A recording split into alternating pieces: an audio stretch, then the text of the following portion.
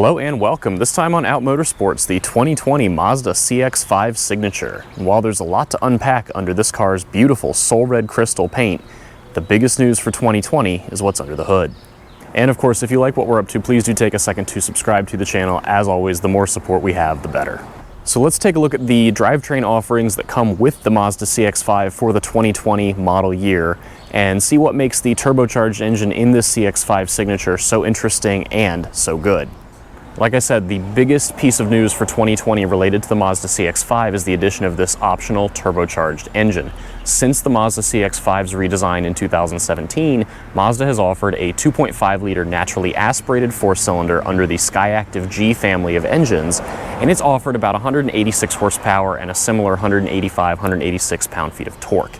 Now, that's not necessarily underpowered for this segment, but it certainly isn't the fastest thing out there. And unfortunately, until now, if you wanted a faster CX-5, you really had no options.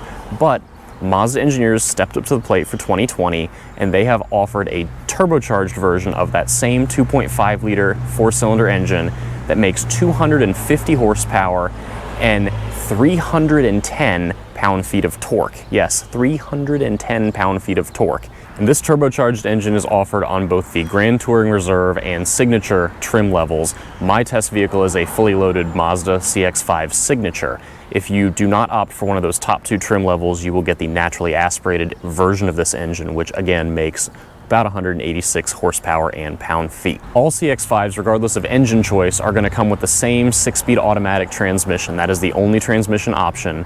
And while front-wheel drive is standard on the lower trim level naturally aspirated models, all-wheel drive is optional on any trim level and will be standard on anything that comes with this turbo four-cylinder. And frankly, I'm glad that this vehicle has standard all-wheel drive when you option the turbo motor, because 310 foot-pounds of torque is a lot to put down through four wheels, let alone the front two. So that's a quick rundown of the engine in this turbocharged version of the Mazda CX-5. And at first glance, it may not sound super impressive beyond that torque figure, because frankly, there's a lot of crossovers that are roughly this size that offer some sort of turbocharged engine in their lineup. But Mazda has taken a different approach with this engine and how they've built it. And one of my friends is probably going to leave a comment about this because, truth be told, it's a bit of a cop-out descriptor, but in the case of the CX-5 Turbo, I think it's really true. Mazda has succeeded in making a gasoline turbocharged engine drive very, very similarly to that of a diesel.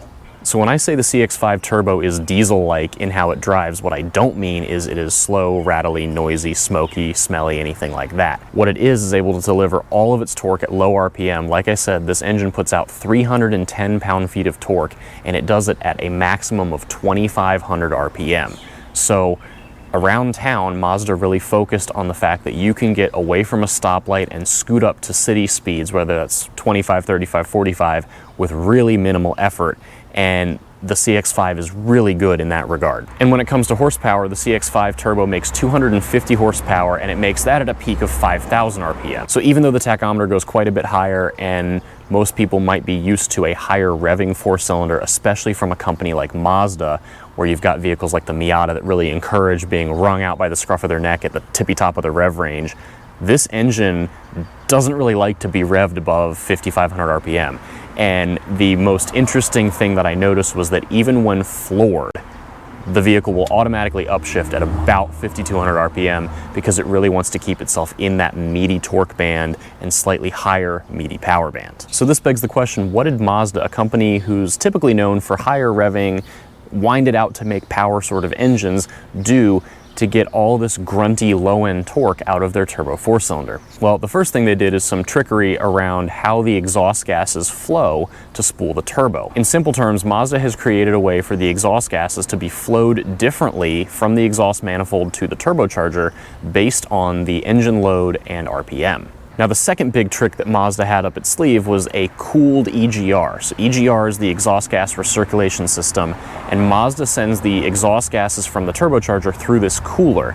Now, that EGR cooler is certainly not a cheap piece of hardware in here, but what it does is it allows for exhaust gases to be cooled, which reduces overall engine temperature and allows for a 10.5-to-1 compression ratio, which to most people means absolutely nothing. But in the real world, what that means is lower consistent engine temps, which means consistent power and torque delivery all the time, which also means higher real-world miles per gallon, both in the city and on the highway.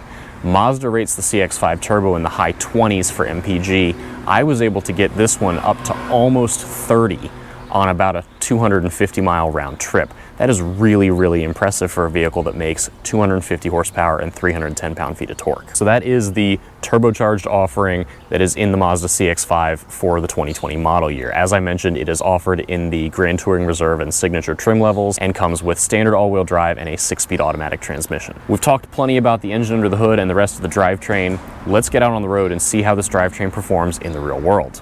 All right, so driving the 2020 Mazda CX-5 with the turbo engine in it. This is, like I said, a 310 pound-foot engine that makes 250 horsepower. And the interesting thing is that Mazda engineers actually claimed in a deep dive interview that they did with a major automotive publication that this engine is designed to spend most of its life below 3,000 RPM. So again, another dieselish comparison, but it's got all that torque at a peak of 2,500 RPM and all the power that you would want that kind of peters out around 5,000 or 5,500. So the claims do come true when you do start driving the CX-5 Turbo. And what's interesting is that I thought the driving characteristics of this vehicle might be a little goofy at first, and really they're not. All of that power and torque comes in at a point where you really do need it and want it, and I never really found myself wishing for something that revved higher or did anything differently. And like I said, no matter which engine you choose in the CX-5, whether you pick the turbo or the naturally aspirated version of the 2.5 liter, they all come with the 6-speed automatic transmission. And the transmission itself is fine. It's certainly not the fastest shifting thing in the world. If you've driven a vehicle equipped with the ZF 8-speed automatic, this 6-speed from Mazda will not impress as much as those ZFs do. But regardless, it's good enough, it's quick enough, and away from a stop,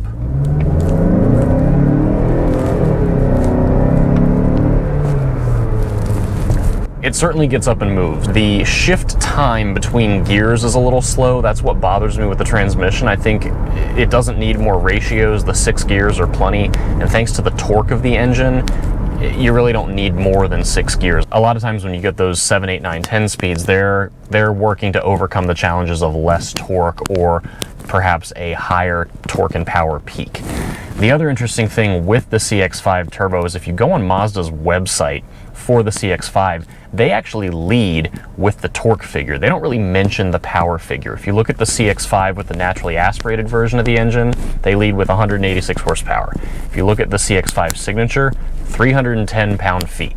And Mazda wants customers to think in terms of torque rather than horsepower. We've all been sold horsepower for decades and decades at this point, but really, if you think about it, torque is what you drive around town.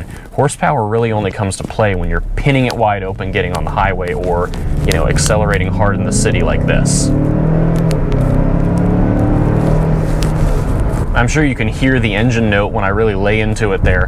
Mazda claims that they have worked really carefully to fine-tune the amount of sound insulation in the CX-5 to strike this balance of quiet luxury and also still sporty, performance-oriented. And I'm not so sure I love the engine note in here. It's a good noise, but this induction sound almost sounds faked. I'm really not sure if Mazda pumped something in through the speakers a little bit or if it's just a lot of induction noise coming in by the firewall. Either way, it's a hair on the loud side for my taste. I'd rather hear more exhaust noise, but that's a small nit to pick overall. And then the other thing worth mentioning with the CX-5 is that Mazda, of course, has always tried to be a bit of a sporty brand. In recent years, they've tried to be a little more of a luxury brand, but they still want to keep that sporty, old school Mazda zoom zoom feel. And the suspension tuning in the CX-5 is excellent. I have taken on-ramps and off-ramps and big sweeping curves at speeds that you would not normally feel comfortable doing in a crossover. It's giggle-inducing, it's smile-inducing, it makes you feel like perhaps driving a crossover isn't the worst thing in the world. If you have to have one, at least you can get one that feels a little bit sporty.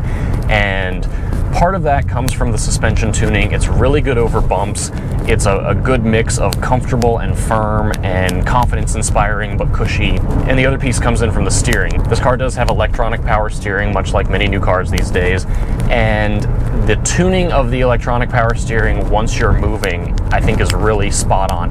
It's got pretty good feel. It's got a nice weight to it. The only thing I don't love, and I said this last year in my Mazda 3 hatchback review, the transition from slow speed parking lot levels of assist to slow city speed assist is just a little too sudden. It goes from very light to just a hair too firm right away. And I wish they could engineer in just a little bit more of an arc before it transitions to that firmer mode. So there you go. The CX-5 is certainly a sporty, fun, well-tuned crossover if you're looking for something that's got the fun factor to it. I think this really has it. If you liked the CX-5 in past iterations but just thought it could use a bit more power, here you go. Now you've got that.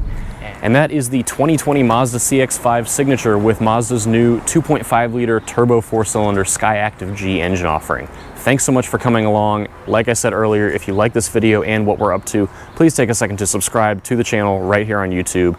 As always, please give us a follow on Facebook and Instagram, and a full written review of the CX-5 Signature will be available on outmotorsports.com and linked in the description below. Thanks so much for coming along with us today. We'll see you again soon.